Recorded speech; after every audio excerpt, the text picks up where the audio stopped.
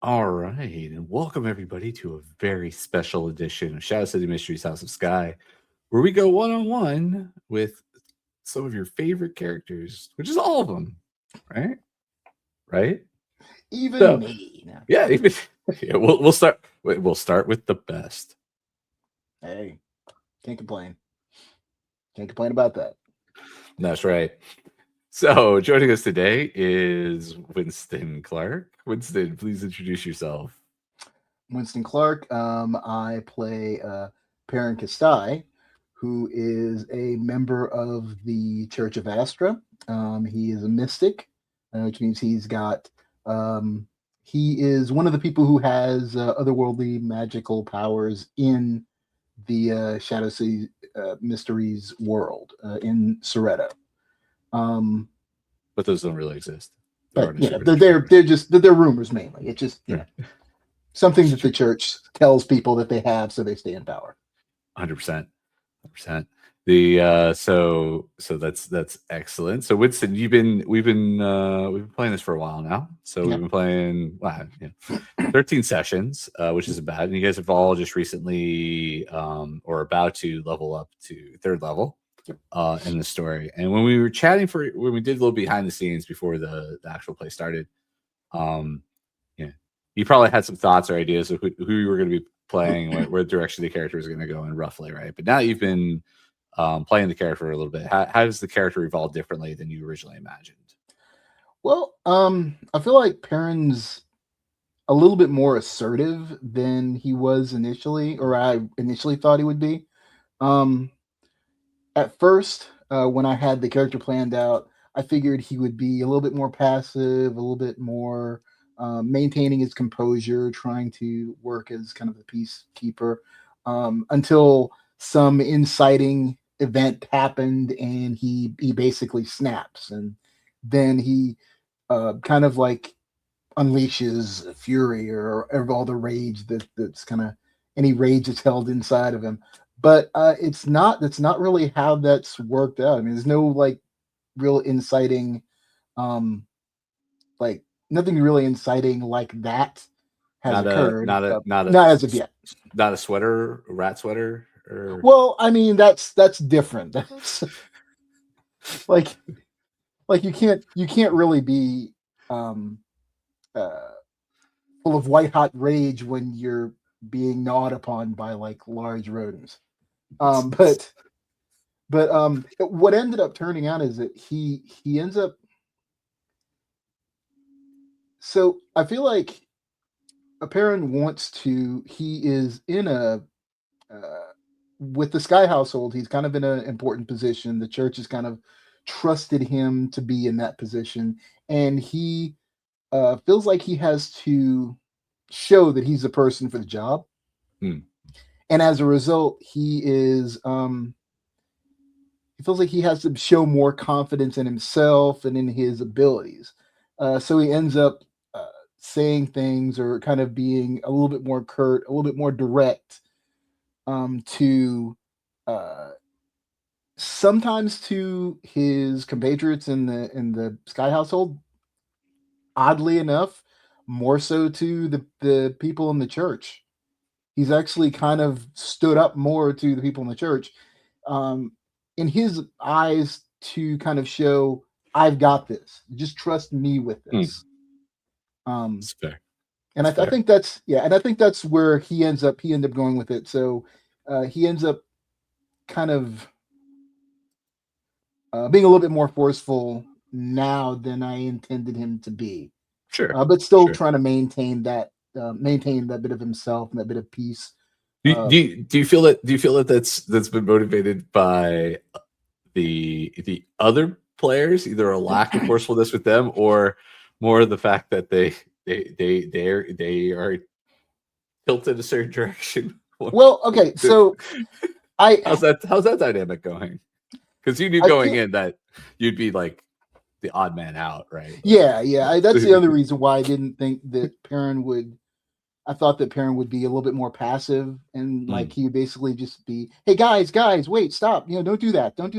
Which he is that to some degree, but I think he also understands how the church operates, and where the actual power there is, and he's much more fearful of them than he is of some of the secular things that are going on.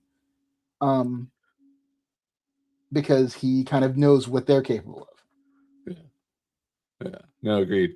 I think eventually we're going to see, we update that image of Peryn. He's got like a scar across his eye and some mud and chops, and he's just a cudgel that's just covered in, dry blood. If he remembers to bring it, if he remembers to bring it, he has this tendency. It's always the case. So what would you say has surprised you the most about the game so far? So probably how lethal the game actually can be. Like when I'm with Peryn, he's a healer. He's gonna be squishy. In theory. Well, in theory, yeah. Like, well, he takes medicine. He's got medicine. He's got That's true. medical skills. Yeah. So if there's any doctor among them, I think Farank has some medical knowledge. Yeah, a little bit. But yeah, I mean, some of his history, that's kind of what he did. He worked as a medic in the when he was in the military service. So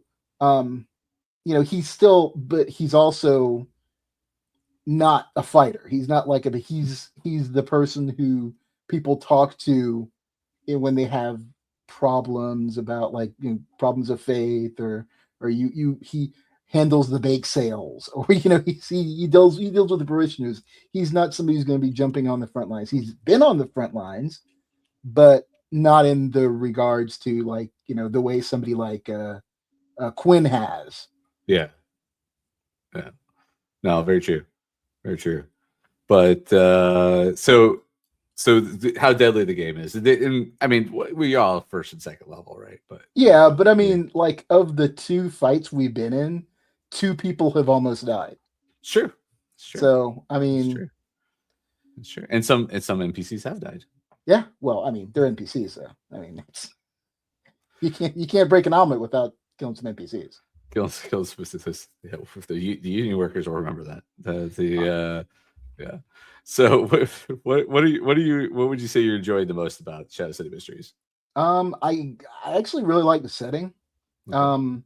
I like it's like the city, all the personalities that we run into. Everybody's got a unique character. We've run into the Winters woman who was Jellify Winters. Yeah, Jellify Winters, and we've got Siskin of the Iron Union. He was a lot cooler than I thought he was going to be. You get Thief, who could be complete and utter opposites of everybody else who we've run into in that list of people. Everybody has their own personality. Yeah. Everybody has their own way that they act, they do. Even the places that we've been to, we've been to upscale bars, hole in the wall dives, dancing halls. And each of them has their own vibe. They've got their own thing going on where you can kind of go, you can tell this is where this is. This is where this is. I wouldn't be welcome here. I would be more welcome here. Nobody would pay any attention to me here. That kind of thing.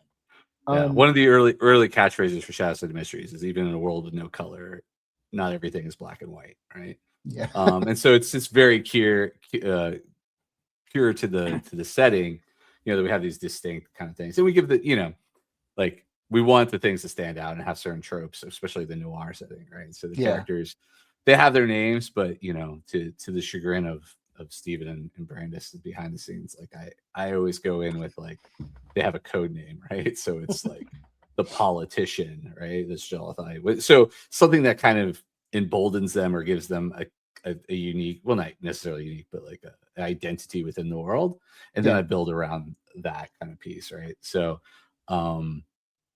and I think it will, and again, I think it leads well to noir, right? You have the detective and the femme fatale and the whatever, right? And then how do you build around those tropes and make it feel so. It's good that you're seeing those elements and you're feeling those elements in there. Oh yeah, that's definitely the idea for it. You get that whole 1920s aesthetic, but then you've thrown in a little bit of steampunk in there, and it's a lot of like you get the noir feel out of it. And Yeah. it's like you expect to be going to a juke joint at some point. Yeah, at some point. Yeah. Maybe.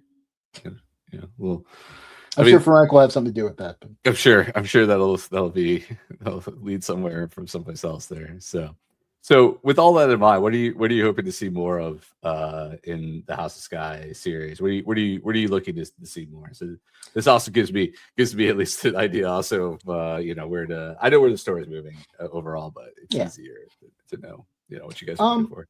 I kind of like kind of hunting down clues and like piecing things together and kind of solving solving the mysteries, even though we're not really good at it apparently. No, there's just a lot of mysteries going on at the moment. Yeah, so it's you're pulling out a lot of different strings instead of chasing one red line, right? So that's fine. Normally I in other games I've played, I'm usually I would play more of an investigative character, kind of like closer to what Matt's Ignatus is. Oh the savant. But but I do some, but I decided I wanted to do something a little bit different from what I normally would. But it's still like, even after like just games in general, I'm still like connecting. Everybody contributes though, because the good thing is at least the way we do investigation in this, and it is a 5e system, but we still, we do a lot of skill challenges and so forth. So the clues can be medicine based, right? So somebody like yourself who's skilled in medicine might inspect the body and find something, whereas somebody who has nature might find something else, while somebody who has a toolkit, proficiency in something may find something else. So there's lots of ways to get information. So it doesn't really exclude everyone. And then again, the way the characters are kind of designed is they all have skills that kind of contribute to investigation and so forth. To solve mysteries or the conspiracies that are in the world and everything like that. So that's the hope is everyone kind of is able to kind of go in that direction a little bit, right? Yeah. Like in some cases, it may not feel like it would be natural for Peryn to do it, but I can't not do something. No, you gotta do that. I'm the same way. I play one character only, no matter what I play. And so there's always a little bit of knowledge, learning the world and investigating, because that's the part that I eat up, right? Yeah. So even if I play the dumbest guy in the world with fighter, I'm still writing down little notes or whatever, because it's what I want to know. But yeah. Well, I mean, so even if it's just for you, if you just for me, exactly, right? I need to know this guy's name. Yeah. Well, yeah, maybe not. I don't have that instinct to ask the name of everything like everyone does, which is also my downfall as a GM. So, what's that character's name? Random person I just made up? Good question. Let me see. You need like a random name generator. I do. I have that now. Brandis I was gonna say, Brandis has now outfitted me with a list of first names and last names that I can go to. The problem is I don't have that readily. I need to make that more readily available when I'm here. But so we're gonna flip the script for a moment, and we're gonna have you ask me some questions, since that way I can maybe shed some more light on the world or whatever from the other side of the actual play. Okay, so how badly have we taken things off the rails from what you had planned? Not. I mean, I won't say not off the rails. The thing is that you all definitely, and I think this is just Brandis, Steven, and I chat about this because we run a lot of different games, and it's always interesting to see what you all go after as opposed to what we think you're going to go after, right? And so I'm constantly like, and I realize like I can give something so much backstory and so much all this juicy stuff, and then you're like, random person who said hello to you in the hallway, and they're like, "Oh, it's our new best friend," and I'm like, the little old lady in the building. Yeah. Now Steven got on me. He's like, "You gave that little old lady more backstory than like any of the other characters I run into." I was like, "Because I had to, like, literally on the spot," and it's fine.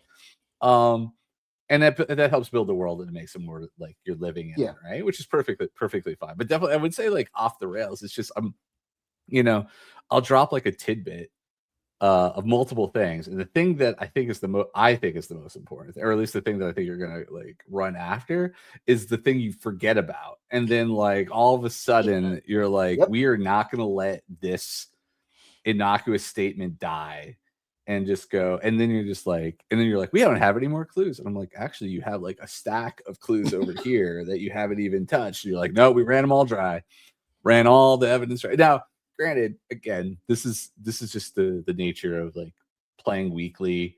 People have lives. You're not really living in the world. So, it's also up to me to remind you all like what all your options are that are on the table. And when I will tell you, I need that. Yeah. And when you have a big open world, like, and I like to run big open worlds, right? Like I won't say full sandboxes, right? Because there are stories and things going on, but I like to create living worlds, and I like to let you kind of go in what direction you think you're going to go in. Right? So I'll let you chase the strings a little bit, but some of those strings have gone on for like multiple sessions, and I'm just like, all right, guys, can we go back to this? I was like, that guy's alive, y'all. Like, literally, other than like putting him, whatever. I'm giving you enough, and you're like, I'm going to follow up. I'm going to sleep in his house and wait in his bed until he comes. And I'm like, he kicks the door. What are you doing in my house? What about my house? But yeah, just like, what is this all about? Like, yeah, I was like that. But again, that's the fun things, right? It's that's why it's mutual storytelling. That's why you're sharing the space with people or whatever. But yeah, I mean, can I say that I think it's not, again, it's not derailed. It's just the amount of time it takes to get through a day and is always surprising to me. And I realize that it's usually about 2 sessions, right? Yeah. So it means that we can usually do the morning, and then we can kind of do the afternoon and evening, which is fine for pacing wise or whatever. It's just, again, originally sometimes I'm like, I have all this stuff, and I'm like, we're gonna get through all this stuff, and then I'm like, wow, we got through the first sentence I wrote. And I'm like, cool. Like, but think of all the other stuff you've got left over that you can work with. Sure. This is when I look at it, I'm like, this is going to be a much longer campaign than I thought. Which again, there's no necessarily end in sight. And we just hit their level, so that's cool. It's a major milestone. Everyone will get to get into their subclasses and stuff.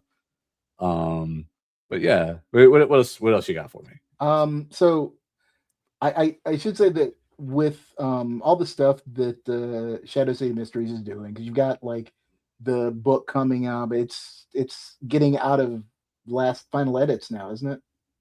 Yeah, well, it'll be out. The manuscript is so that TBD. The manuscript is done, and we'll be distributing that now out to all the backers. Our editor is one of the most popular editors in the tabletop space, and he's very booked for a little while. So that delays things a little bit, and then we can't do the layout until the book's fully edited. So we could do a little bit of pre-prep or whatever. The good news is our sensitivity reader will kind of get a jump, because our editor has done a rough pass on it, so it's not like it's totally raw, but yeah, so that'll be coming out soon. But it'll be distributed to our backers soon via itch.io and DriveThruRPG, without any of the pretty. It'll just be a really nice, orally organized PDF. Yeah. Then we'll get to final product. So not where I had hoped we would be, but very understandable in the situation we're in. But we're gonna get stuff out to the backers soon. Yeah, but you've got like, you have a tabletop version of the game. You've also got you've got the visual novel that's on itch.io and Steam. On Steam, that's right. So yeah, the Case Files, the Rise of the Rat King is the first one that's coming out soon. Yeah. So how does that like interactivity work there? I mean, is it just, are we talking about like prominent characters from the tabletop game will be shown in the visual novel, or is there like kind of crossover? They're all connected, right? So it's transmedia in a sense, but it's tricky, right? So we have to be careful. Well, I have to be careful, because in this instance, when I'm portraying certain characters, I need to make sure that they're as true to how we're portraying them in other spaces. But at the same time, I'm not too worried about it, because my take on it has always been that Shadow City, when you run Shadow City at home and you Shadow City Mysteries tabletop game at home, or you play the visual novel, or you eventually play our larger game, the Shadow City Mysteries Clockwork Noir, that it's your game. And so it's your Shadow City mystery. So you build the world how you want to, right? That's how we do the city map and everything like that. So the thing is I'm just highlighting key characters that we think are significant in the world. Okay. So the first visual novel is The Rise of the Rat King, which will focus on the Rat King. Surprise. And so, trying to portray him in a certain way. But because the visual novels are kind of prequels to our larger game and kind of prequels to House of Skye, how you would play the visual novel and how the Rat King ends up at the end and the story concludes will set the world differently than how perhaps I'm portraying the character right now. But I want to say that the way I'm portraying the character right now isn't necessarily the prime story, right? Like it's not like this is not what I would say is what's the word for it? The all be all of It's not, but it's not. It starts with the C. I think. Characterization. No, when it's the core story, like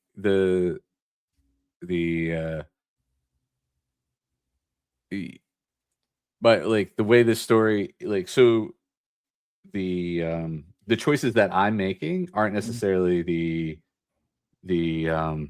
choices that are expected. The world is set on. Okay, there's a word for that, and I'm old.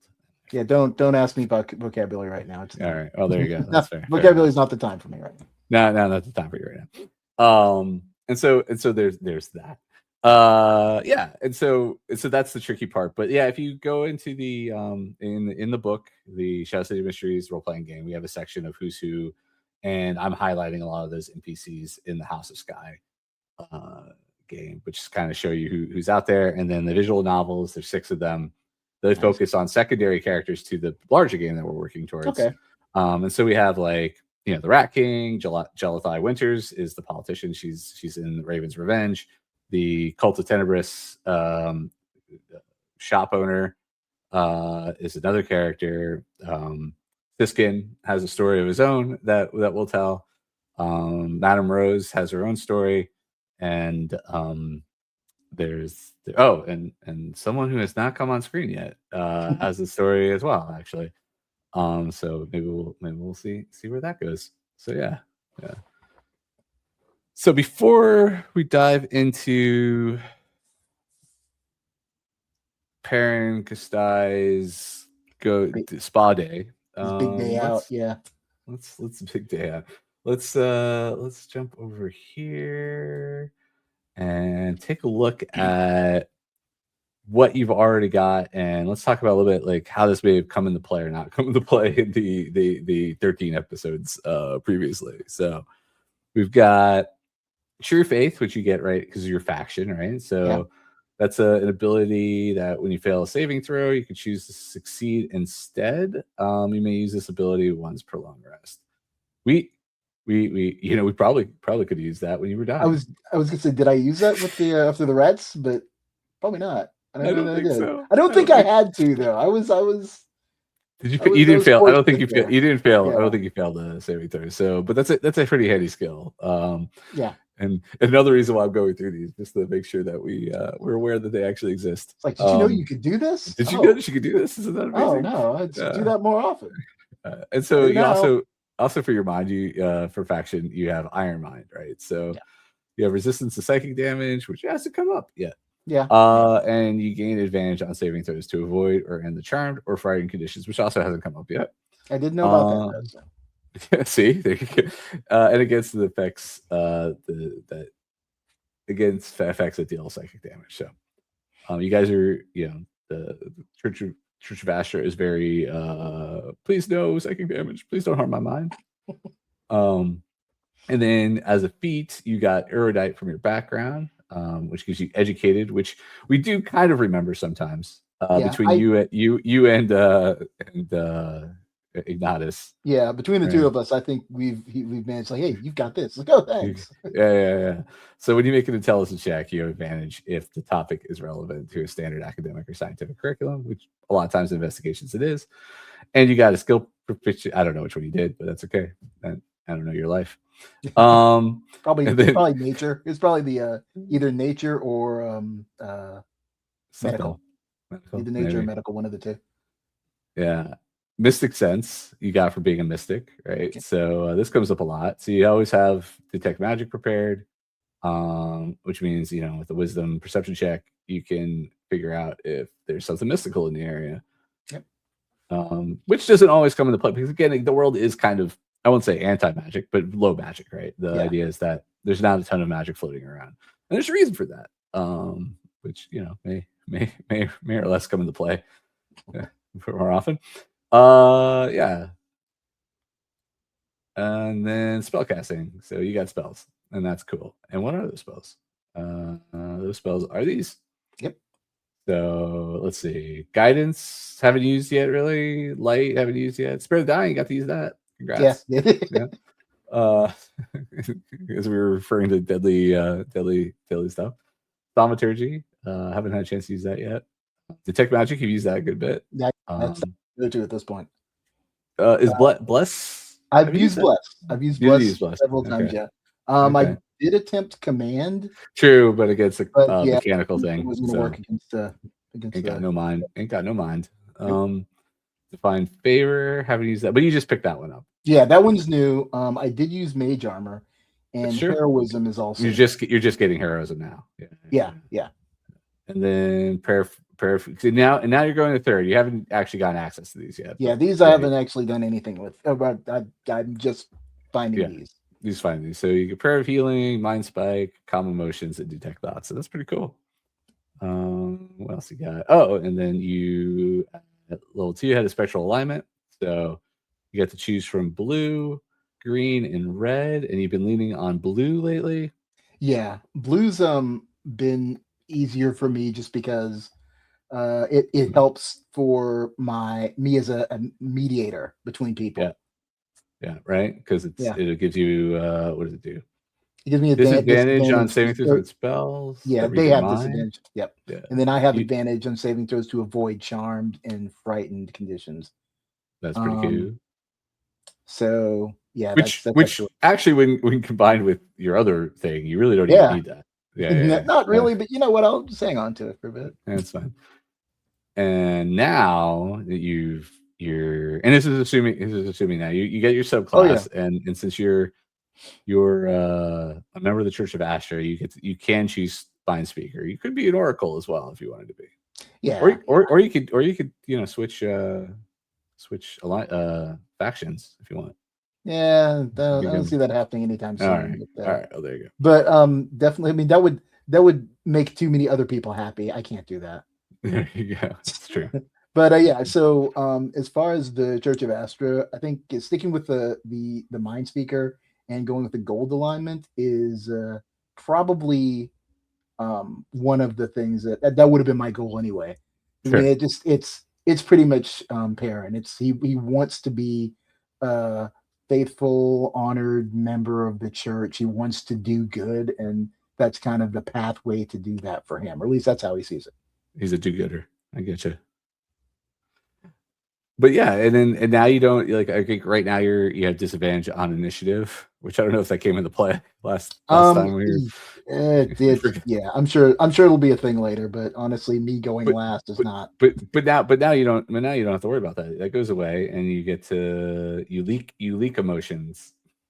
That's a great description. You leak emotions that even the non-sensitive could pick up. So you're gonna have disadvantage on your deception checks. Yeah. Oh. Now here's the question though.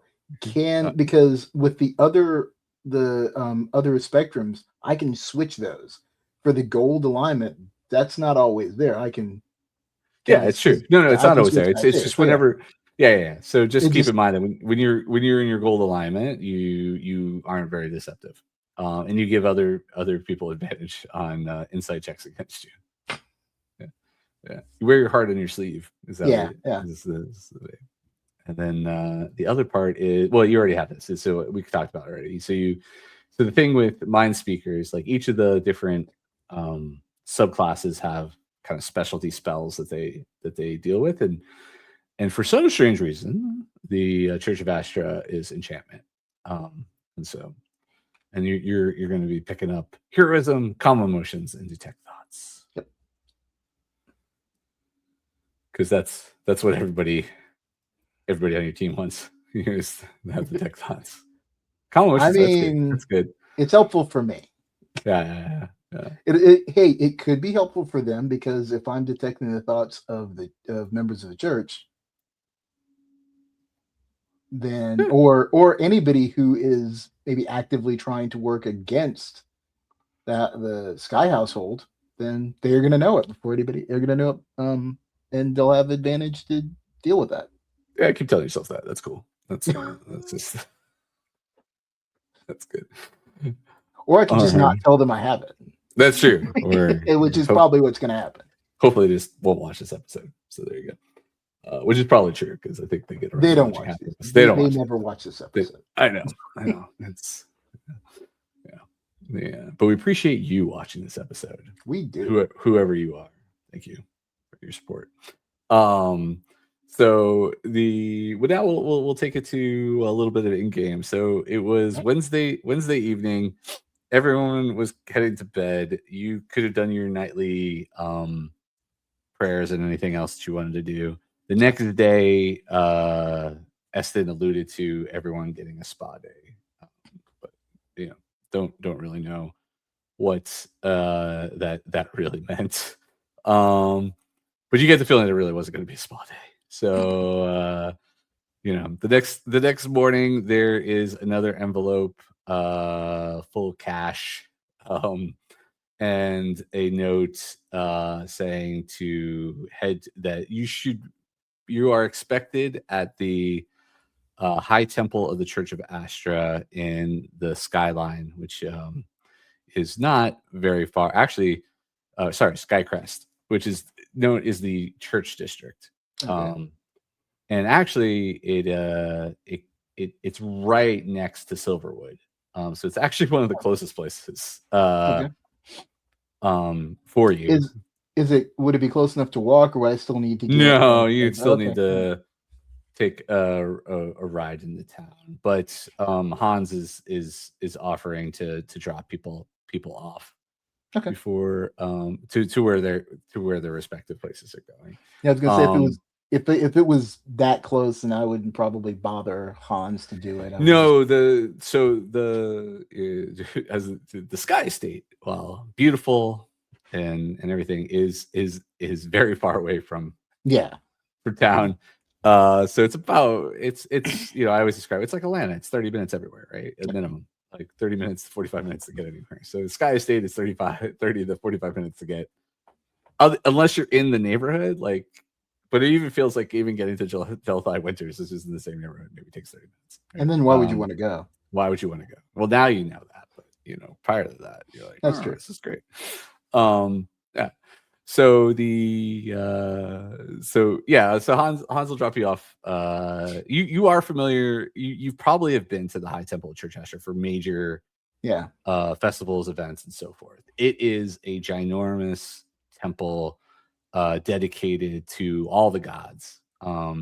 So it's lavish, and it's turnstone embedded, and there's metallics to honoring all of the gods, right? There's silver for Ostala, there's copper for Tal, there's bronze and iron for Zella, and they don't, because the world is black and white. There is no stained. I mean, there's stained glass, but the way they do stained glass is the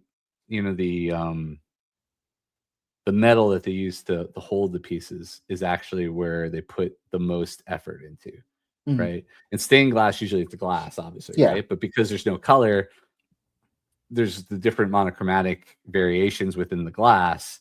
It's the soldering, right? I guess it's soldering that they use. It's the metal that connects all the pieces of the glass together is where they do all the most of the embellishments. And so very largely you have the sun and you have the moon. You have the sun for Tal, and you have the moon for Ostala, and you have the clear sky, the stars for Zella, very clearly in the middle. Now, but it's not always in the middle, right? So they're this church is very careful to not honorific any one particular god.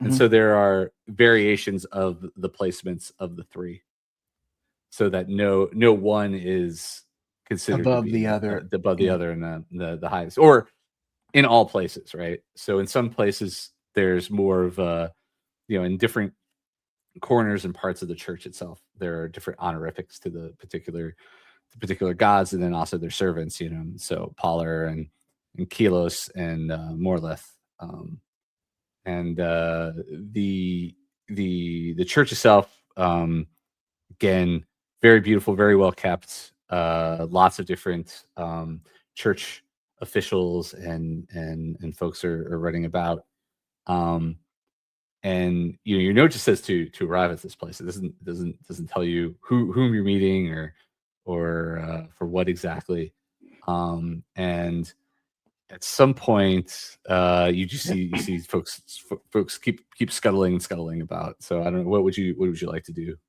Well, Perrin, because he doesn't get his out this way very often, like you say, he probably has been here for different ceremonies and things like that. Um, he's always kind of seen it as been kind of marveled at the beauty of the temple itself, and he kind of would kind of just walk looking at some of the architecture, um, some of the statuary to the gods, and kind of maybe offering like a silent praise to various ones as he goes past, Mm. but really just kind of um, looking and just taking everything in while he just kind of walks through this beautiful structure. Yeah, and as you are there, and are you detecting magic? Are you doing anything like that? Or are you just are you using magic sense or anything? Or Um, Initially, he kind of wouldn't be. I mean, sure, he's kind of like just in an awestruck place, like going into a museum and just kind of like mm, looking around to see where I don't know, just to look for different signatures on a masterpiece. sure. It's And not really something he would focus on. He's just no, kind no of like problem. there. You see that everywhere. I mean, like this church houses some of the greatest tributes to the gods, right? From some of the most famous for hundreds of years, some of the earliest renditions of praise to the gods, in different forms. Some of them little off-putting. Like you're like, oh, that's interesting, but like you're like, I guess a glorification. There's a lot of a lot of the early descriptions of angels, in the Bible, right? Like, multiple eyes and things like Yeah, that, right? And so everyone's full just like, oh heads. yeah, that's fine. That's they're not. You don't. It's the more as you get closer to this age and time in the world, do you see more beatific imagery of the gods. Um, there was a time definitely when the gods were portrayed little rougher Yeah. than they currently are. But still nobody questions it or goes against it. They're just like, this was necessary for the gods at this time, and now the gods are with us and or try or wish to be with us and everything like that. And so, you know, So there's a lot of metal, or like a well, lot of turnstone, metallics in turnstone. Yeah, but there's like a lot of turnstone in the everything. structures and everything. Yeah, So this place is, well, like many churches, is like very expensive. yeah, Like the amount of, I won't say wasted, but resources that have been put towards beautiful, like making this place beatific is insane. Like if you were to actually, like, this place is probably outside of like some of the higher government offices and stuff, like yeah, is for especially for turnstone, right? Turnstone is again it's the rare mineral of the world that, like, the the countries are at war with, and like just opulence of Turnstone. This opposite of Turnstone is everywhere here, right? But again, it makes sense. Remember, the country is an autocracy, right? Yeah. So the church and the government are one and the same for all things. So actually, okay. So I think what I'll do, Peryn will actually kind of like look around to see if, like, almost to see if anybody is like looking, just kind of checking to see, and then why actually, and then he will use his he will actually use his mystic sense to look at the turnstone, just because he likes the way that the auras and colors kind of shimmer. Sure. And it kind of feels like it's something different.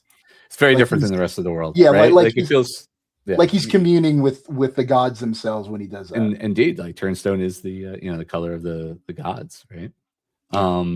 And so as you're doing that, you feel a very, very strong presence walking towards you, actually. And one of these images will be the final image of the but this is our and you recognize immediately, like, I don't even have to give you a history roll. You recognize immediately that the person coming towards you, and slightly androgynous, but is known as the High Priestess, Unina Brightway. They are the Unina Brightway. They are the highest level member within the church, within the city.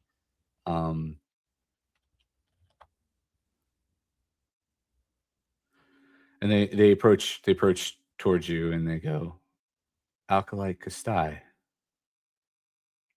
Yes. I'm sorry. You're what I call her.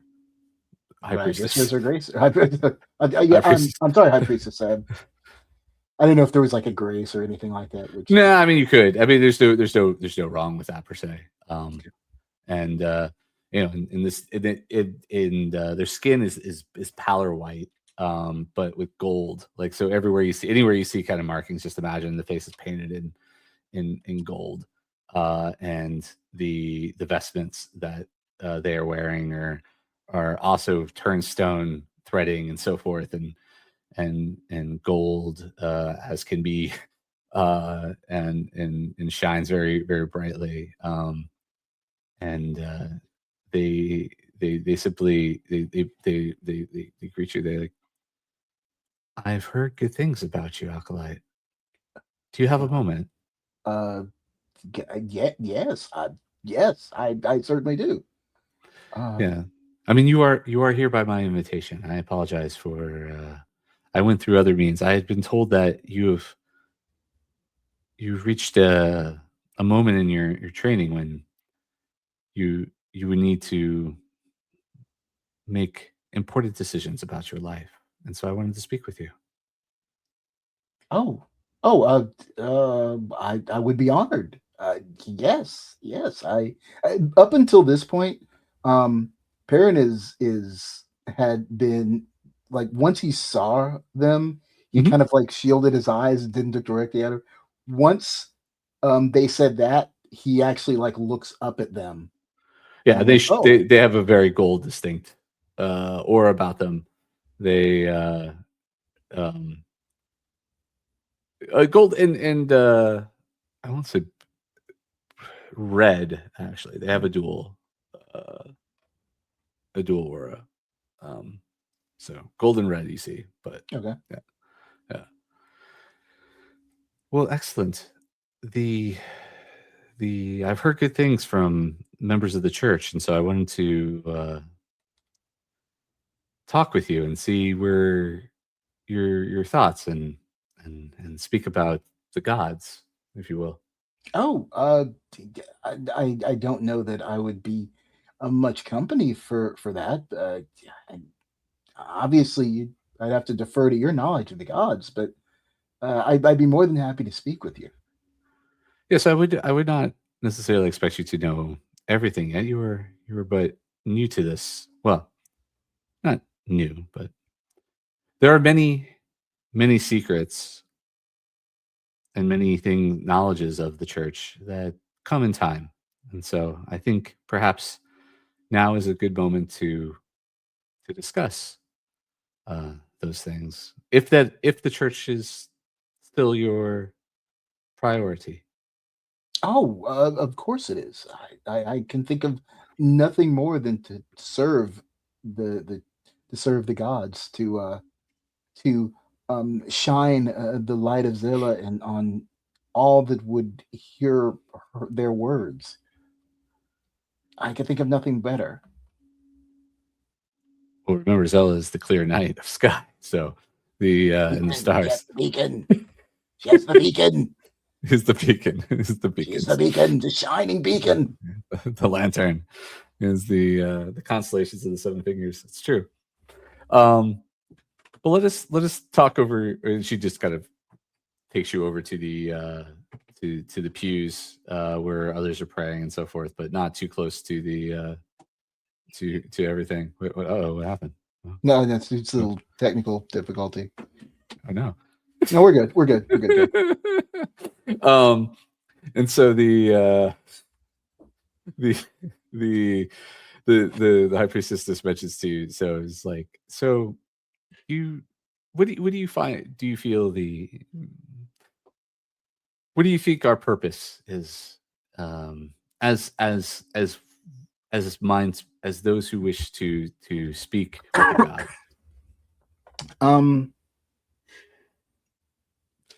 I feel that it is the church's position to guide mankind to the light of salvation, and that mankind can only in gratitude serve the God's will. Yes, that is close to what? Do you know what the God's will is, though?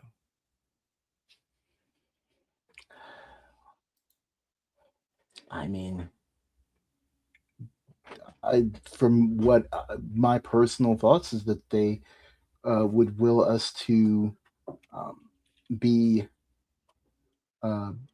beneficial to ourselves and to the world, and to be a light, a beacon to each other.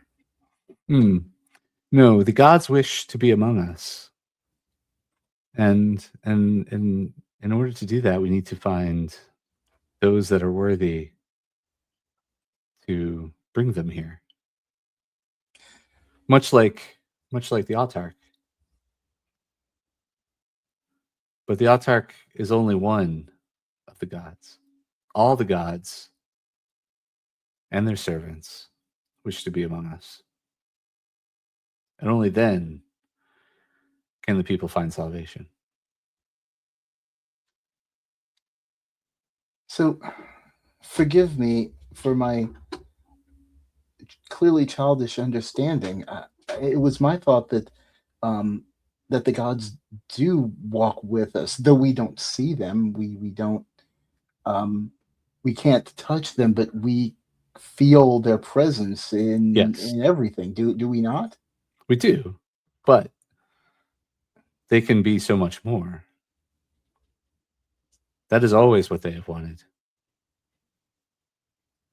And so we find those that are worthy of their being. So, are you saying that they wish to, when you say they wish to walk among us, they wish to walk among us as we do, as people? No, the autarch is so much more than that. And yet they are. Yes, clearly. Well, that is what we mean. They wish to find vessels that can embody them, or they can embody and be here amongst us. Well, then that is truly a noble, and probably the ultimate way to serve them is to serve as their vessel. Well, it can be, but again, if you're not, there is also worthiness in being one who helps bring that about as well. Not all are worthy to be a vessel of the gods. Ah, that would make sense. And with our abilities, we can suss out those who are potential vessels, purity of soul, purity of mind, purity of body. And there are many. I mean, there are many manuscripts out there that speak of what some would say prophecies, but that speak of what it takes to be a proper vessel, and so we seek those out, and we perform the rituals, and should they succeed, then the gods will walk amongst us, and should they fail, we will take care of those that we have led down a path that did not find fulfillment. No, it is regrettable, but I've seen in my past experience that not all can be saved. No, not all can. But that is a different branch. I do not believe that you wish to be the flaming fist of Tal. Or, No. uh, No, I mean in regards to those chosen as vessels who are not capable of doing so. No, we take care of them. So, so what you're saying is there are servants who actively seek out vessels for the gods. Yes. And is forgive my presumption, is that what you wish to discuss with me? No, I just wish to discuss that that this is a path. It is a way, a nobler purpose for what we do. And especially mind seekers, those that can detect the thoughts of others, those that can be a part of the world, and understand the flock that we walk amongst. It is for us to help to guide those individuals. For the mind, I've heard vaguely of mind speakers. I imagine that they were more the purview of the Inquisition. No, we are members of the church. The Inquisitors are the Inquisition, but Templars as well. There are, of course, those preachers who speak to the flock as well. But mind speakers are the ones who hold the flock and protect them and guide them. We wield the powers that the gods have allowed us to, and in time, those powers help us do a number of different things.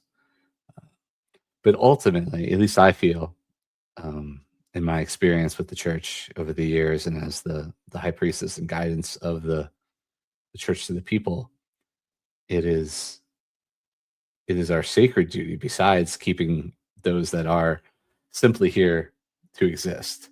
It is for us to find those with the most potential for the gods. Well, I was unaware of that specific. Most are, so don't worry. The church. We as a church do not go about speaking of such things. But now that you are of a certain experience and knowledge, it is time to to walk a certain path amongst us. Not all mind speakers, this is information perhaps maybe, I won't say too soon for you, but not all early members and those potential mind speakers know such things, but you're doing good works within the city, and I am told that the people that you serve with and work with, they are a challenge, but there is potential there.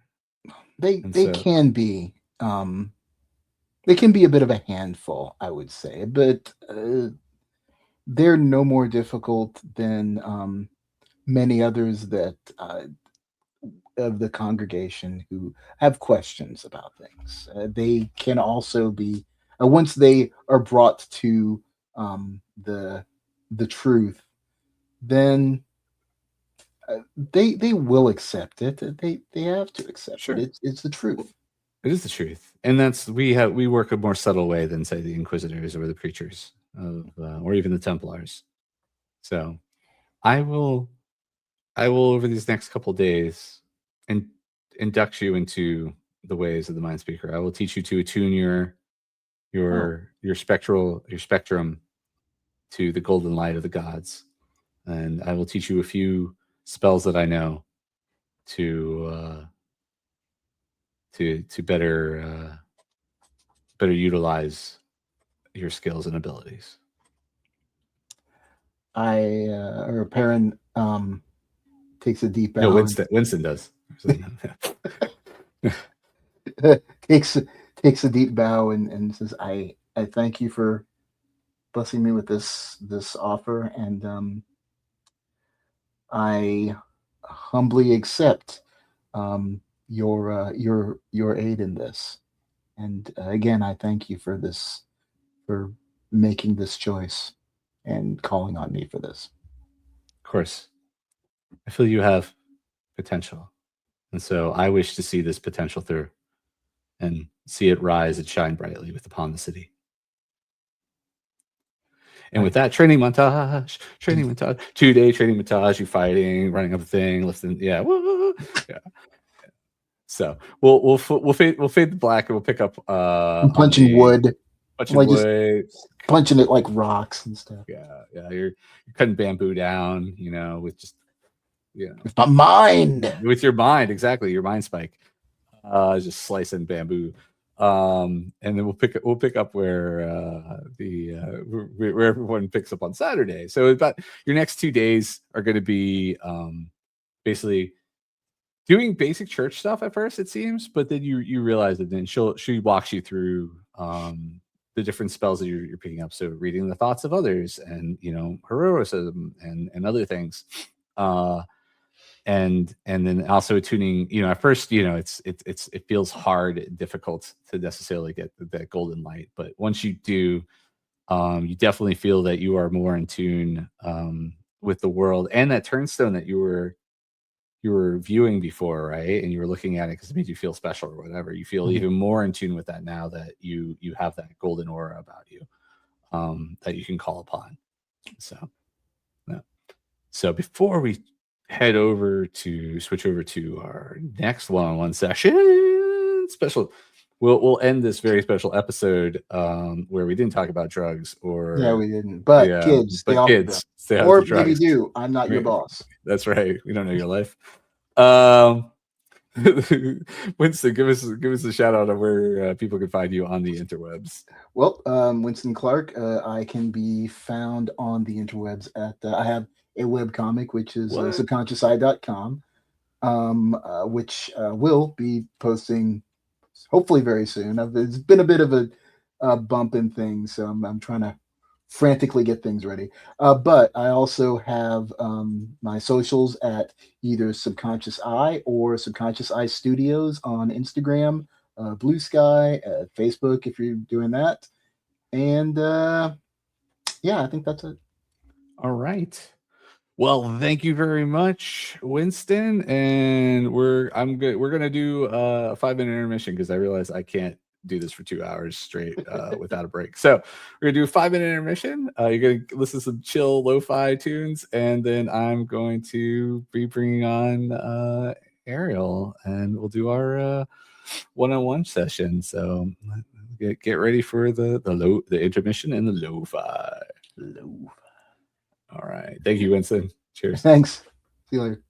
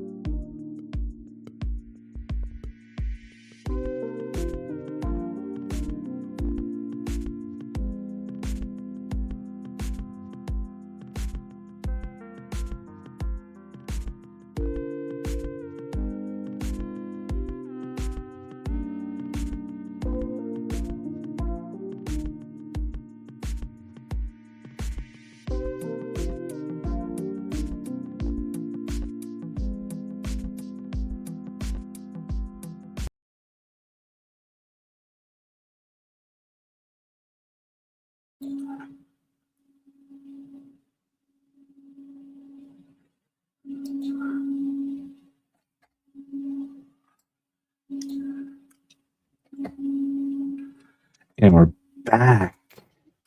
We're gonna mess up some things real fast while I set up something.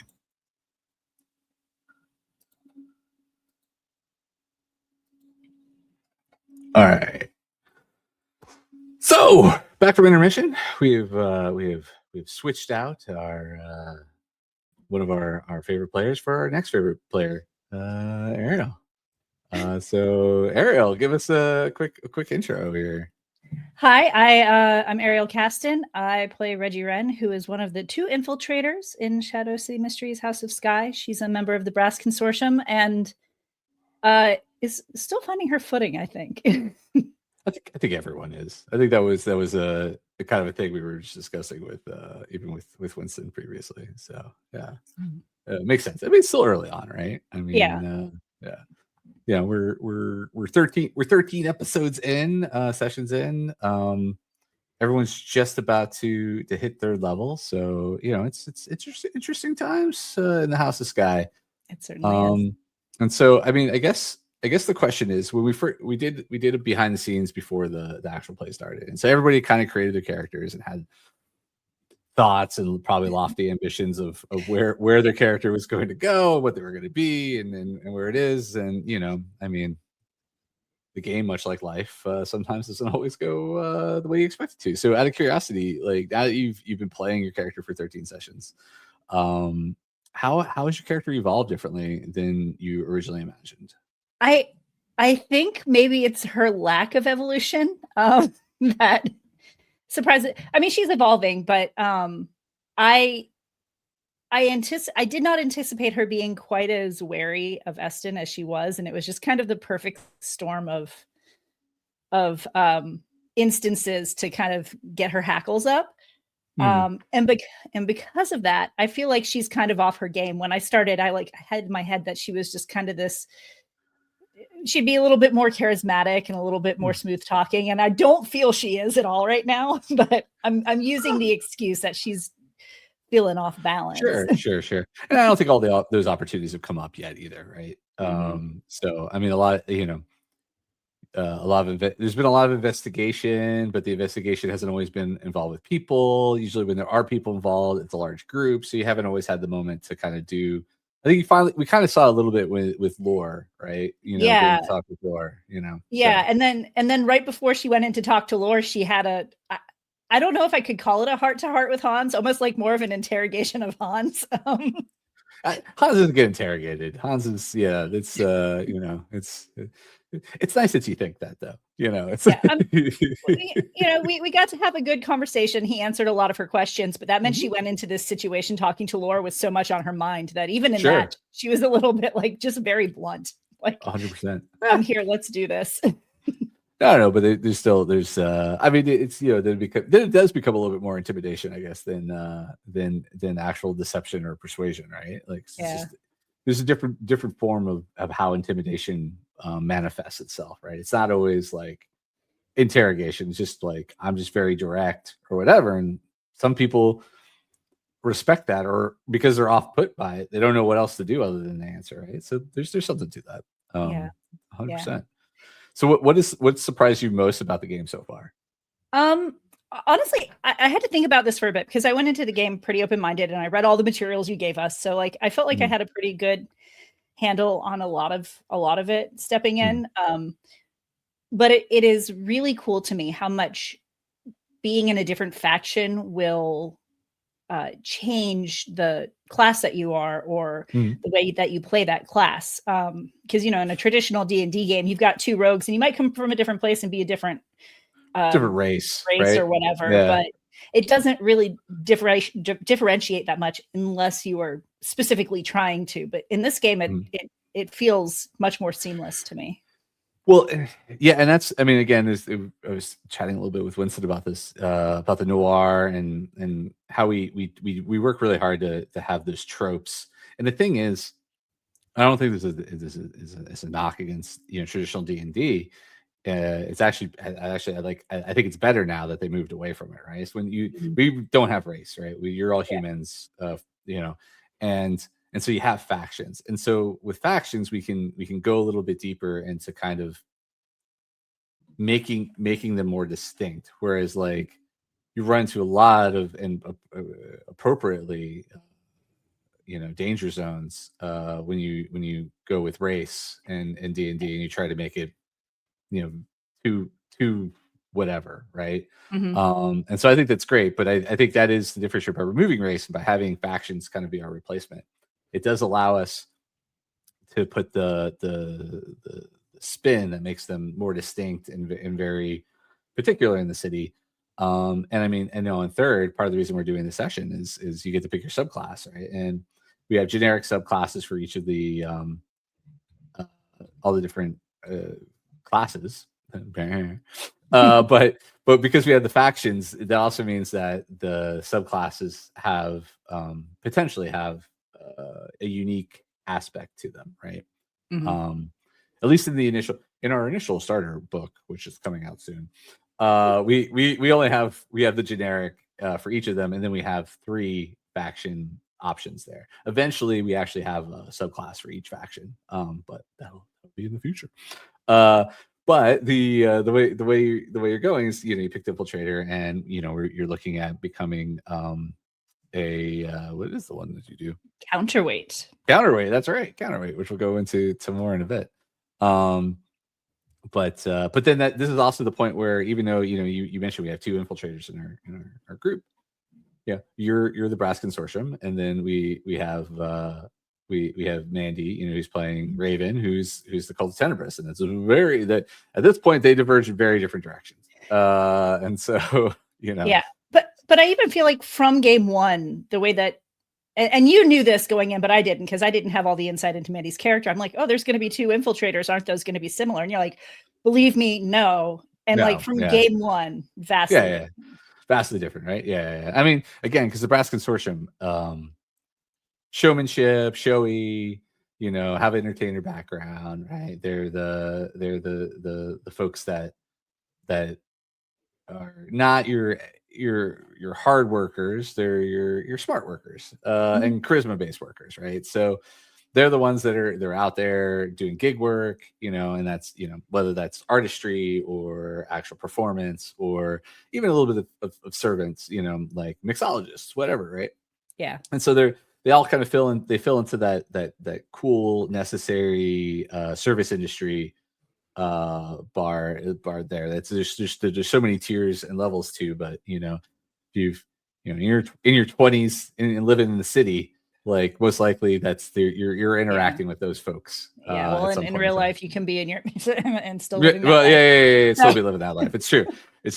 So there's all of that. Whereas again, Mandy, Raven is playing is Cult of Tenebris, right? And they're occults, and they're secretive, and they have other agendas and different things going on in their lives, and it's not out in the open. Whereas, like, again, and that's the kind of the fun thing, I think, at least for for Reggie, is she's an infiltrator. She is an entertainer, and she does have work and job and all this other stuff, but she also has a particular skill set that can be applied in different ways. And so I look forward to seeing how that plays out for her. So me too. I'm really excited, and I feel like at the end of the last game, there was a bit of shift in her viewpoint, and I look forward to exploring that. So awesome. Yeah. So what are you enjoying most about Shadow City Mysteries? I mean, honestly, one, you tell a fun story. Dishonestly. No, I'm gonna be. I could be dishonest. Let me make a roll. No. I'm not very good at that in real life. Well, I'm an actor, but as when I'm not acting, I'm not. Sure. I'm hard on the sleeve. Now I really love your DM style. Your NPCs have a fun, they're fun. Even when they're serious, they're fun. So far. And I also so far I was like, so far. Give it time.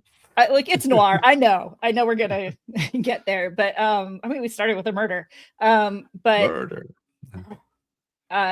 But I also just really love the way, all of the players at the table came from different places. A couple of us knew each other, but I don't think most of us have tabletop together. Just watching how everybody plays together, and how the team is building, and how we're learning everybody's niches and things like that. It's been a lot of fun to watch. So no, it's really cool, and it's really again from my side as the game master, I actually know all of you in different ways. Again, I grew up with Mandy and Matt Walsh, from elementary school. Matt was actually the first tabletop games I ever ran were with Matt Walsh, who plays Ignatus, right?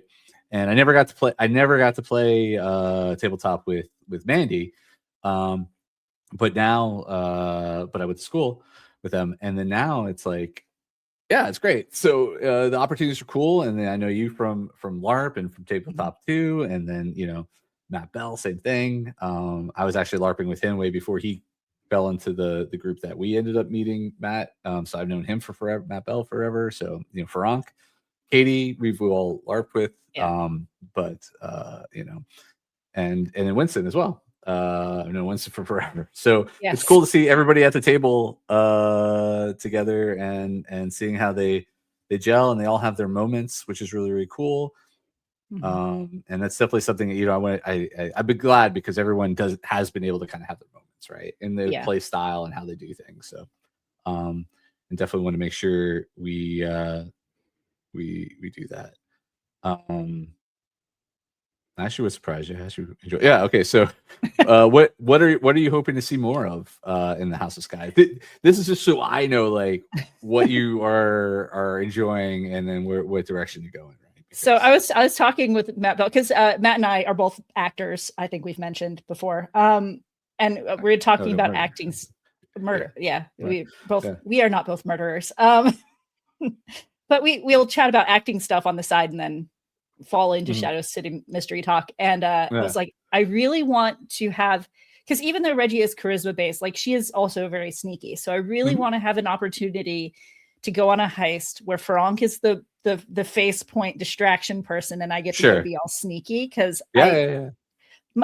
since the Brass Consortium counterweight kind of rides that line of spy / like they have some face abilities, I think it's a really fun pairing that could be a lot of fun. So and then just getting deeper into the mystery, who the heck is Eston? Like so that's actually that's a better question. So what do you think do you think that is the biggest mystery of the story?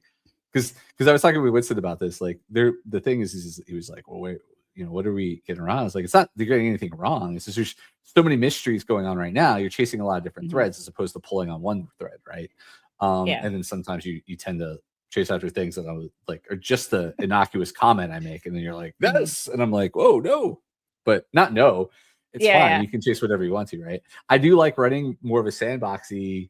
There's a story in the world, and it's going to be happening no matter what. But I do love having you all kind of chase after. But I am curious because, like, you say that, and I'm like, because to me, again, I know who Eston is, right? Very, very. But like when I hear that, I'm like, all right, cool. Like, what is the mystery of Eston, right? Like, is there? Well, because he gets defensive is the wrong word, but because if you accuse him or you go after him, he gets like deflective. Evasive. Yeah. Oh yes. Yeah. Yes. Which I feel is maybe something that he and Reggie might kind of have in common. That like, even though there's this pull to bring this family together and build this legacy, there's still a lot of secrets being had. And so that's definitely a thing that needs to be figured out. But I think that the Murderbot insects maybe have taken precedence because now that's taken the quote unquote curse and affected us directly. Right. Sure. So I feel like through exploring who's trying to kill us or the workers or ruin what we're doing, we'll find out more about Eston. Well, I mean, it's definitely a house of secrets, right? The trademark to somebody else. I mean, that's it. There's a history there. It's kind of an unknown, known/unknown, right? But that's like any famous family or whatever, right? There's always the things that you hear about, I don't want to say like the Skye households like the Kennedys or anything like that. They're not that quite that, but it's like that, right? Like think about, upper crust, they're not the Rothschilds either or anything like that, but there's a little bit of conspiracy, their name that has influence. So some of the things that people say are probably true and some things are probably not. There's probably a lot of things that people have paid a lot of money to never see the light of day. And so, but now you're in it, right? So it's not like you're outside of that. So you get to kind of open up those closets and see what skeletons are hiding in there. Hopefully, they're not animated. So I mean, if they are, it'll be a fun adventure until I get laid out again. I mean, and I've been on plot committees and I've kind of run stories for games, and so like obviously you don't want all of those secrets all out at once, but as a character you can sure be like, no. I think it's tough. It's like the pacing on it is like what's too much information up front, and then what is holding back. Like, am I holding back too much? Sometimes I'm always like but it's about, but again, I leave it to you all to ask the questions. If you ask the questions, maybe you'll get the answers. And if not, maybe you have to pull a little harder on the string to get the answers and everything. Yeah. Like that. So let's flip before we dive into Reggie's spa day. It's not a spa day. Let's flip the script for a moment. And have you. So maybe you can ask me some questions so I can divulge what I can a little bit from behind the scenes of what we've been doing. Well, I planned 2 questions so I could feel a little bit more put together today at 10 I appreciate 2 questions. We have time for 2 questions. Yes. So have you discovered anything new about the world since you've DM'd? Because I know when you're writing a story and when you're running a story, they're 2 different things, right?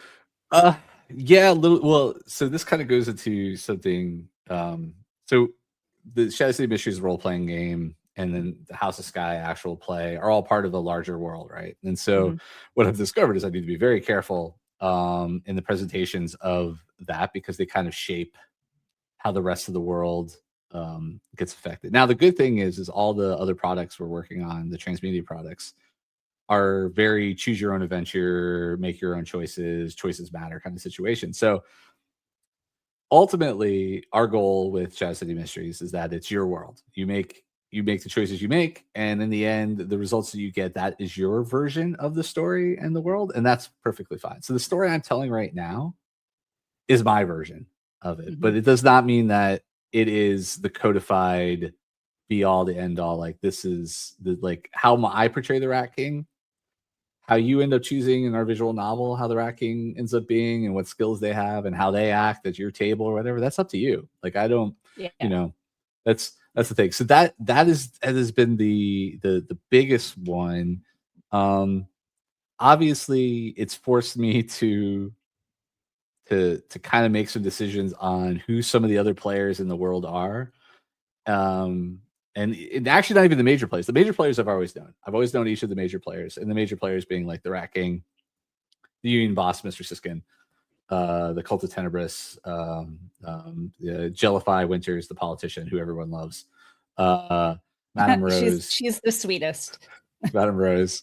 And then I just introduced earlier to Winston, another major player, the High Priestess, Unina Brightway, right? So these figures are all very big in the Shadow City Mysteries world, or at least the city of Soretta and Shadow City. And then for our larger project, but our more ambitious project, which is Shadow City Mysteries Clockwork Noir. These are all major secondary characters. There are main characters in our visual novels. And so I want them to all have a touch point in this story because, you all are living the story of the House of Skye, and what that means for your characters. And obviously the focus is on that, but these people do exist in this world and you do have interactions with them. And so I want those to be meaningful to you as well. But it also means, again, like I have to constantly be thinking, I'm like, all right, if I'm portraying this character this way, what does that mean for other people? So I always got to kind of caveat, like this is how I'm portraying it and how I see it in this world right now. But if I were to run another Shadow City Mysteries campaign, it might be slightly different, right? I wouldn't necessarily lock it in necessarily to be that. Yeah. What else you got? I do look forward to seeing how all of those pieces play together in the larger picture. How have you've kind of mentioned this a little bit, I guess. I was going to ask you, how have we have players surprised you the most? And you said, I know you said that we tend to pick on little threads and comments that you didn't anticipate.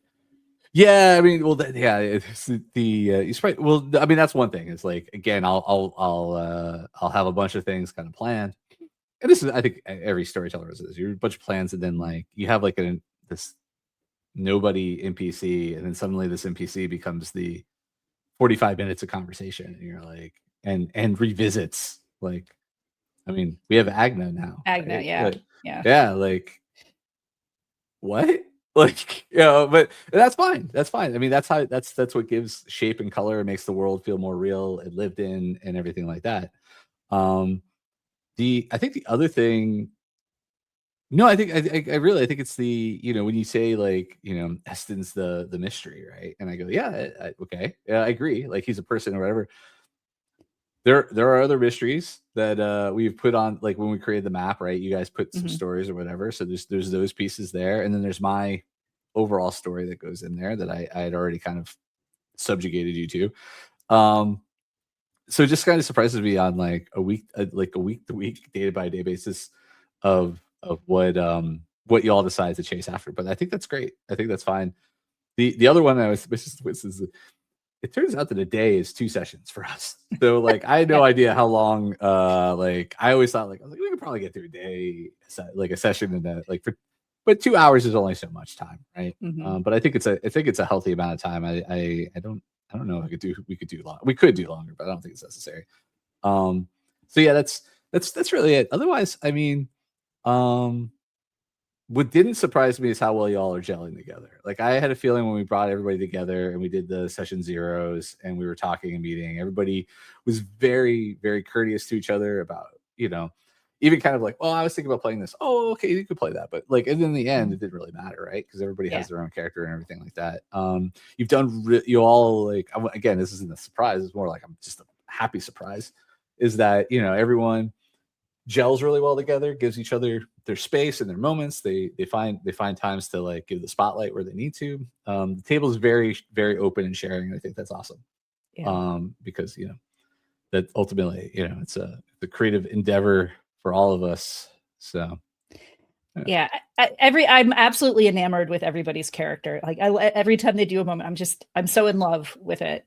And I think we will move past Eston. He's just the common point we have. Well, he's the common point. Well, he has to be, right? I mean, he's your patron. I mean, that's kind of the point, not the point, right? Like every show in the tabletop game, it's designed that you have a patron, right? Eston is an original patron that's not in the book. That's just designed for you all, and to build the story around. But you could have had the Rat King as a patron. You could have had. There's a character called Miss Mirrors as a patron. There's different patrons that exist in the world that you could have had. But we think it fits the motif of the noir of having someone who backs you or whatever. And again, the framing for this story is a family that comes together begrudgingly, right? And then begrudgingly you have to have some, there's an elder statesman, right? Who or woman, dependingly. And in this case, it's Eston. In this case, you guys got lucky or unlucky. You have Eston as your. I think. Well, I don't know. As a player, I think lucky. Obviously, it'll be it'll be a fun journey, But right now, the mystery is how do we work together and sure, 100%. Well, that's function as a family. That's it, right? Yeah. And I think that'll definitely carry through. Like the intention of the game. Again, is the first 6 levels or so are like very street level mystery stuff like that, and then. 7 through 12, 13 is more towards the conspiracy kind of things that are happening in the world. And then, we get past that. It's the crazy supernatural, all the funky. I mean, you'll get elements of that before that, but it's very heavily focused on that. So right now, as you're feeling each other out and getting an idea of like where your place is within the family and so forth. And I think what we're hitting right now in the subclass, right, and getting to that, I think it will help. Differentiate that a little bit more for you all, and you'll find your spots or whatever. And I think we'll move.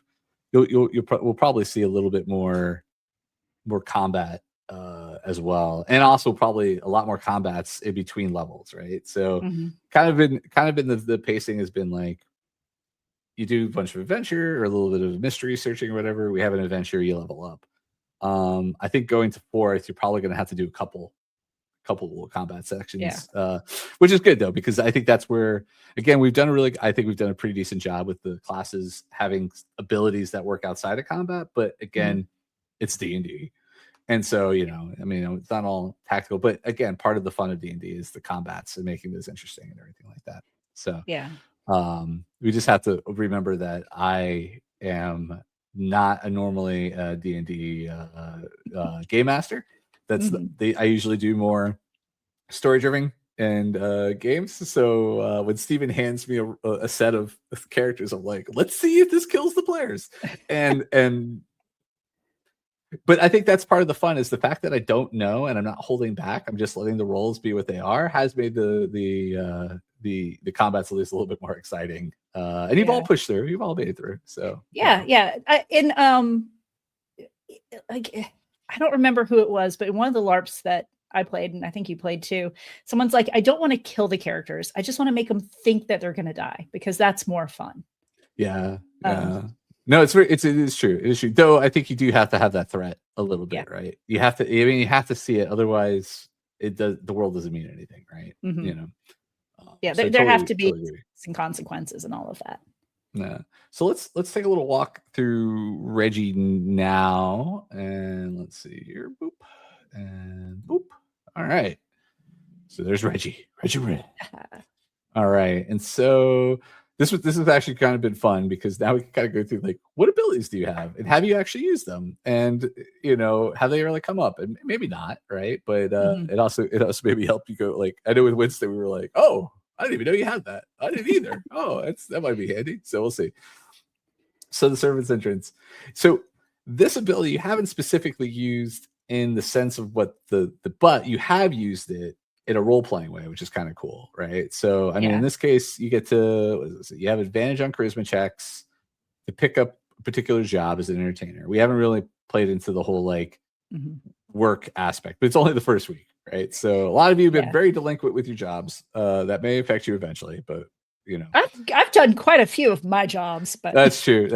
And you get advantage on charisma deception checks to pretend to be part of the entertainment access location. So that has not, well, it kind of has, but I mean, all the places you've been going to so far kind of let you in already. But I do like the fact that you do call on this a little bit for your role play, right? So you're like, when you go to the Brass Rose Cabaret, you're always like, I'm going through well, not always, but yeah. And I think it's important because we're sometimes going around as the House of Skye, and she still has to be a sneaky little thing sometimes. So sure. Brass prosthetic. So that's kind of the brass consortium's thing, right? So you have the brass prosthetic. Does it kind of get your turn student attunement limit? I don't even know it. Actually, I did talk to Steven. Do we actually still have that? I was the one that put this turnstone attunement limit in, but I don't think they have that. Let's see. You have brass pathetic. So you have an arm, and I think which I have here. Here you have your standard brass arm, which lets you punch a little harder. Right? Yeah. So, and you have, let's see, you haven't been grappled yet, but good to know that you can get plus 24. To resist or escape that. So that's probably something we'll need to try to keep in mind. If only I had gotten the scorpion instead of the If wasp. only you had gotten the scorpion instead of Raven. That's true. Poor Raven almost got cut in half. And then you get 24 to tool proficiency checks that use dexterity. There we go. See, we learn something new every day. 1d6 if you have 2 arms. And the most important part is your unarmed strikes.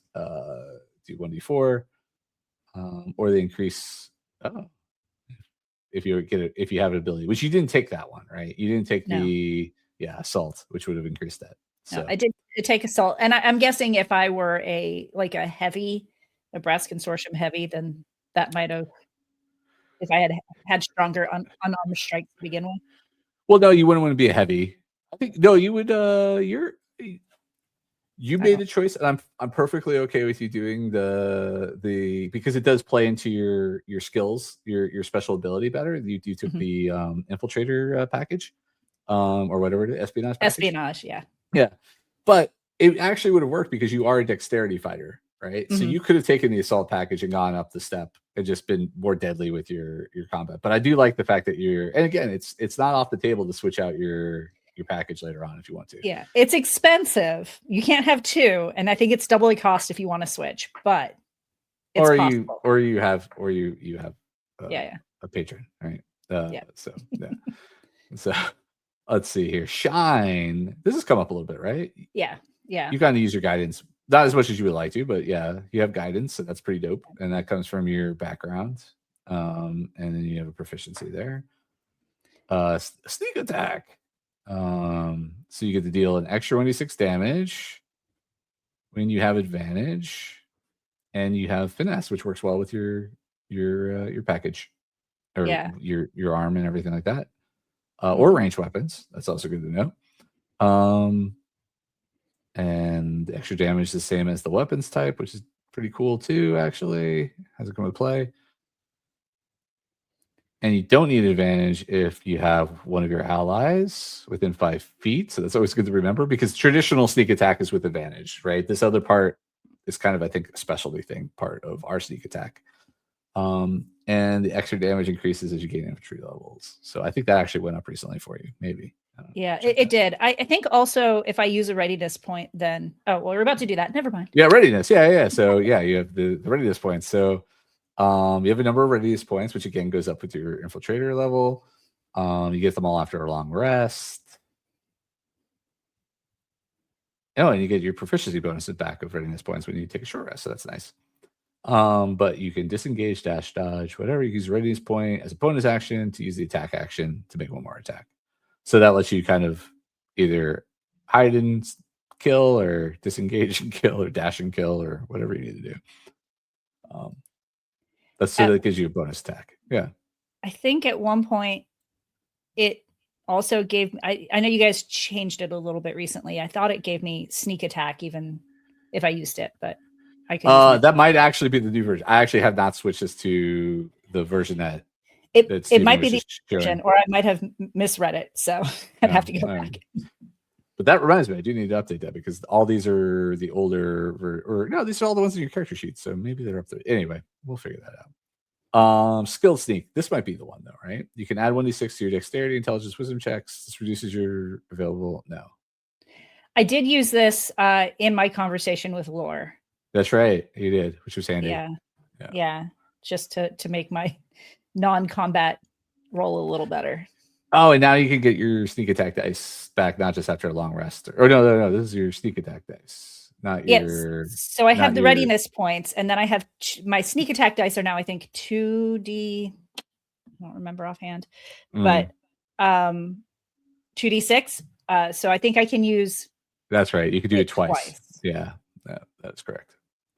Readied holdout for being an infiltrator, so you can hide things easier. And I think you can also spend a point to have some stuff, some small concealable items on you. Actually, it goes up now that you have this other package. We'll talk about that in a second. And because we like to have like abilities that help with crafting, because crafting is a thing or whatever, you can spend ready points to reroll checks if you do the craft small items. I don't know which tools you have, but I'm sure you got them. And then you're about to pick up Hurtful Charm, which is kind of cool. So you can use your skilled sneak on charisma checks, which you couldn't do before. No, before it was. Dex, intelligence, and wisdom. So now it adds 4. So now you can do the charisma. Which that's dope. Reggie is not very intelligent, so she's streetwise. She's not book smart. So being able to use charm. That's fine. And then you can cast Charm Person, which is pretty dope, with a readiness point. And that's all a bunch of rule stuff. And when you attack target, you deal additional. This is kind of cool. So you do extra psychic damage to the characters. And then Knife in Your Boot. You upgraded to the espionage package. So that means instead of $10 worth, you get $15 worth for right now, because you have 1 limb. Mm-hmm. Should you get more limbs, it would go up. And then what does the espionage package do? Well, the espionage package lets you have basically just hidden compartments that you can hide tiny weapons. Yeah. So I can make tiny weapons and hide them. Tiny weapons, you can hide them. And it lets you, I guess you could also conceal your prosthetics if you want to. Yeah, I mean, which might be helpful if I have to go in disguise, because I do have a disguise kit. It's true. And anyone trying to detect your prosthetics has a harder time, or your concealed items has a hard time. Whoa! Don't thank me, jerk. With the readied holdouts and the being able to hide things more easily, I'm like, I should have picked something up in that shop when we went to go deliver Eston's gift. I should have just like five finger discounted something. Oh yeah, that would have been true. Fun. That would have been good. All right. So now, where is this? Oh my goodness. There you go. So now we're going to go to your spa day. So it was Wednesday evening. You can go about practicing or doing whatever you want to. Everyone kind of just went to their respective rooms to do their own things, pray, eat, love, whatever. And then the next morning, there's an envelope underneath your door. It has monies, and it has a note to go to the Brass Rose Cabaret. All right. How much money is in the? I open the envelope and I look. It's a good amount of money that at this moment you're like, I'm just going to put this in my pocket and I will know exactly how much money I have. That sounds great. And it's more money than you got the last time. How about that? Like, that's great because I did just spend a large chunk of it on tips the last time I was at the Brass Rose. Yeah, that's fine. And then it like again, the invoice kind of says like for, work of the House of Skye, pest removal. No, it's not pest removal. It's like, well, it's mechanical pest removal, right? And then this and this, and then like, goes through a list of all the things you kind of done, but like in a very like it's obviously written by Miss Dreadmire, right? And it's in like kind of details all your activities over the last last level of speaking to people, tying up things, getting people invited, dealing with whatever, but it in a very formalized kind of way of explaining those kind of things, right?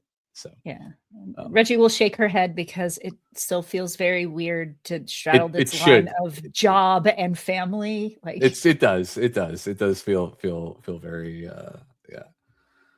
very very much in that sense, and it's kind of like it's not even written out like payment, it's like allowance, right? Like so it's like we're like chores, like when you give a child chores, but that's exactly that. It's exactly that. So the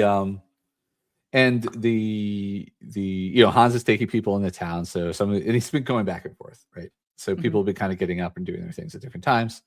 He offers to drive you to the Brass Rose Cabaret. Yeah, I'd love a lift. Thanks. All right.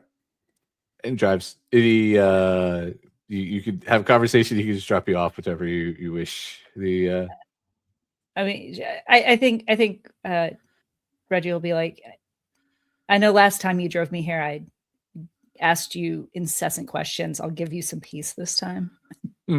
Whatever. He turns on he goes fine, and he turns on the radio, and it's just light music playing or whatever, and you see him kind of tapping, not with a rhythm or anything like that. So like it's a person without a rhythm but likes music. This is kind of tapping along to the as they drive. He drops you off at the Brass Rose Cabaret. There is like a back entrance where he could drive down, but he doesn't. He just drives you to the front piece of the because there are trucks that are loading and unloading because it's a Thursday. Yeah. At the Brass Rose Cabaret. Things are gonna start getting hopping. Well, I will walk in the front door because you got been invited. Yeah. I've been invited, and there's not anybody that I'm trying to lean any certain way, but sure. And so the maitre d' and the valets at the front, they let you in. Immediately you're kind of escorted upstairs to meet with Madame Rose.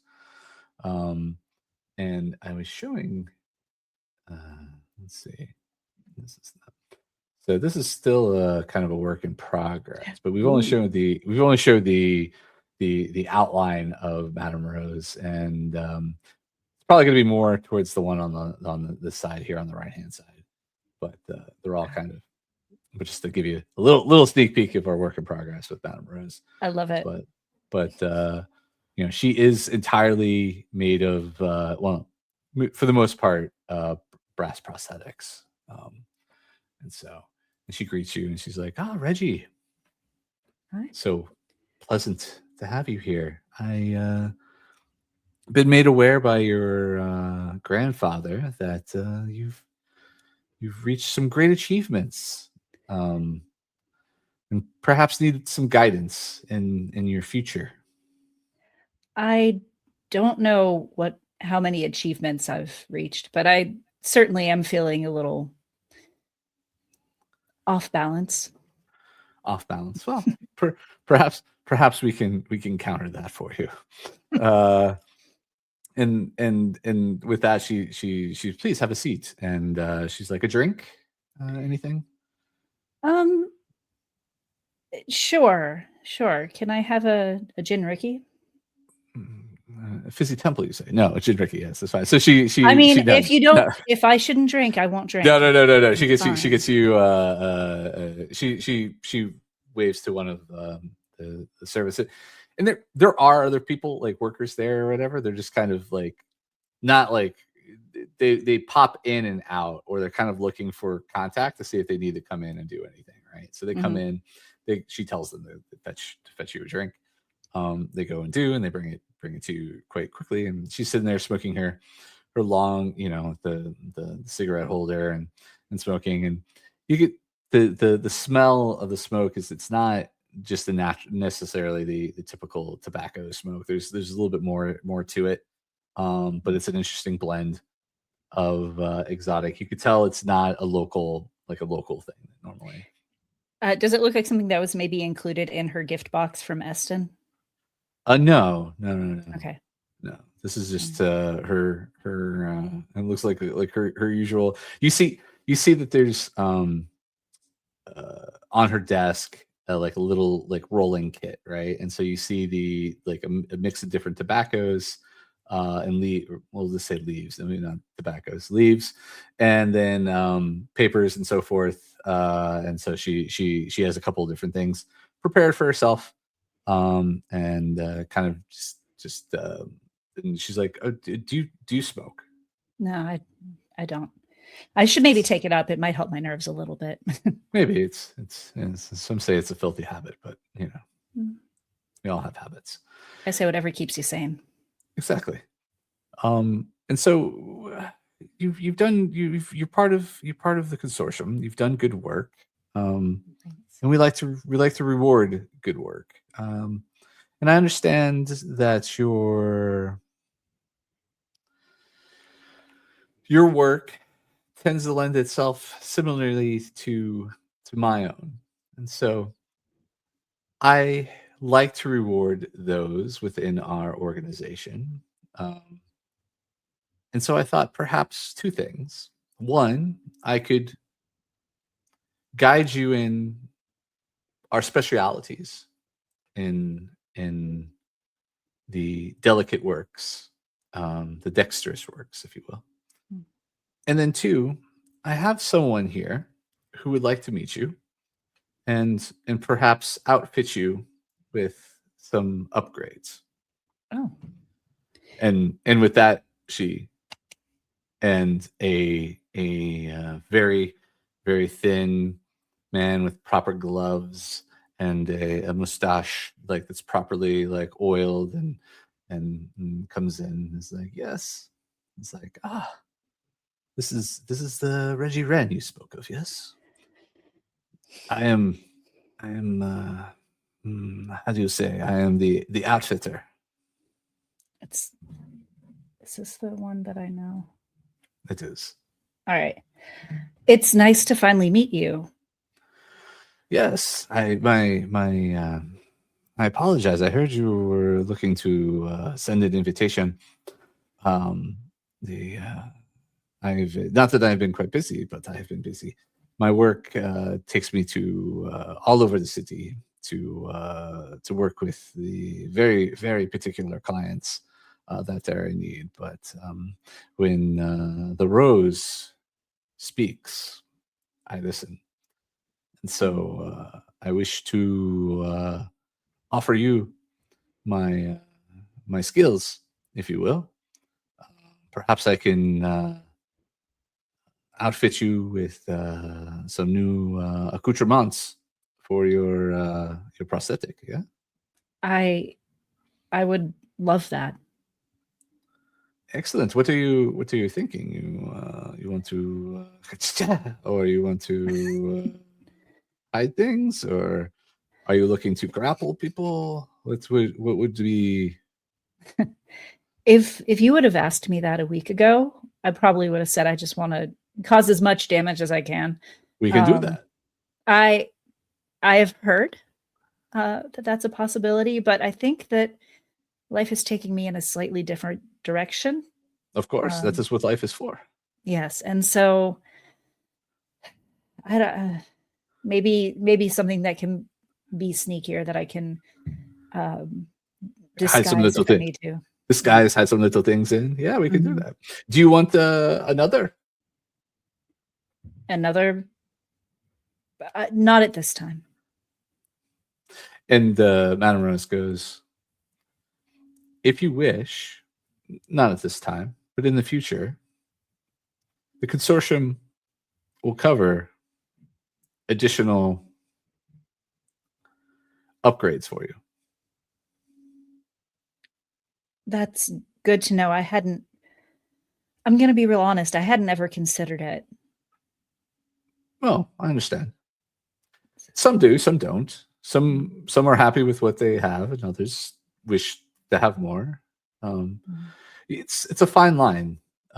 Some feel that it's necessary, and others, it isn't, and it's just more of a life choice. We are here to support whatever you decide, but the consortium is more than happy to cover what costs, and this could be for many things regarding this. So not just one. If you wish,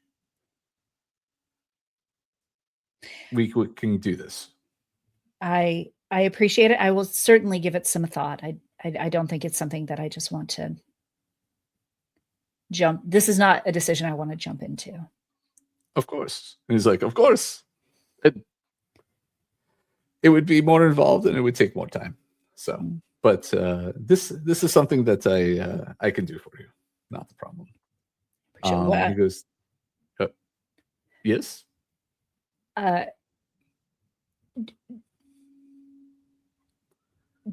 What do I owe you? I'm trying to figure out the nicest way to put this. You owe what nothing. Do I owe you in return? This is on the consortium. All right. Being a member of the faction has its benefits. All right. Well, I won't argue it. Yes. And Madame Rose goes, that is a good question. I will say this: the upgrade is no cost whatsoever. The other things we offered are a gift, but as you know, no gift is without its price. And so what that price may be would most likely be a favor or something else in the future. But she does say on this grand occasion of you wanting to learn these things and provide more to the consortium, I do offer you this if you do not wish a new upgrade, but besides the upgrade to the singular piece, if you do not wish additional. And she goes over to her little like painting that opens up with the little vault that you've seen before, and you see the coins or whatever. And she comes back and she brings you one of her coins, which is a brass coin with a rose and the symbol that you saw before. So the rose and then the brass consortium symbol on the other side with the hand. And she hands it to you, and she's like, "This is for you." Thank you. And I'm happy to provide favors or services. I've told you before. Of course, but this is not required now. All right. This is simply a gift and acknowledgement for good works. Now, if you do wish to learn the ways of our particularities in your skill set, I am happy to train you personally in these ways. That would be an honor. And she goes, excellent. Then if you don't mind spending the next couple days with me, I will run you through a number of lessons, if you will. I could not think of a more pleasant place to spend my time. Excellent. And she turns to the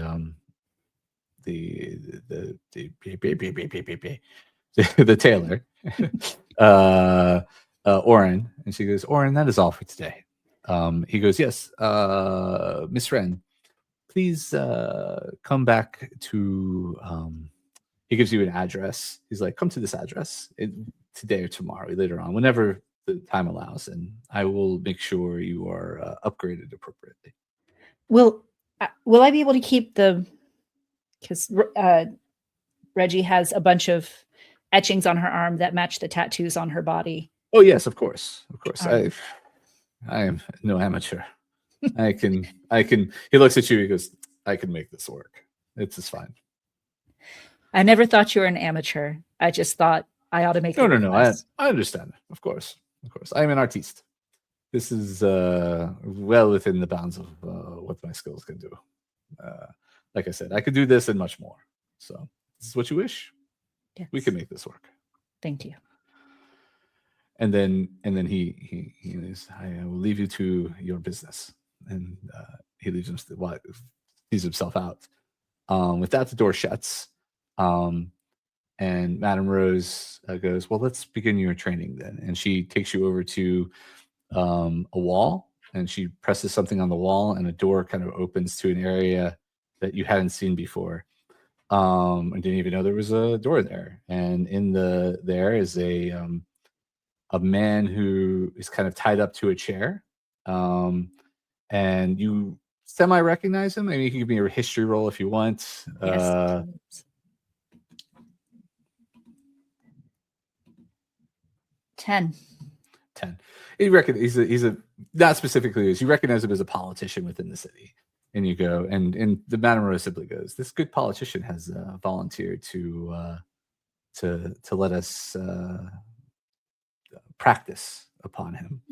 And with that, she kind of goes over to a wall and grabs a kind of whipping small horse riding crop, and then we'll fade the black, and you'll pick up with your montage of training with the Madame Rose. You can fill in the blanks of where that goes with the skills that you've recently picked up of charming and psychically damaging people.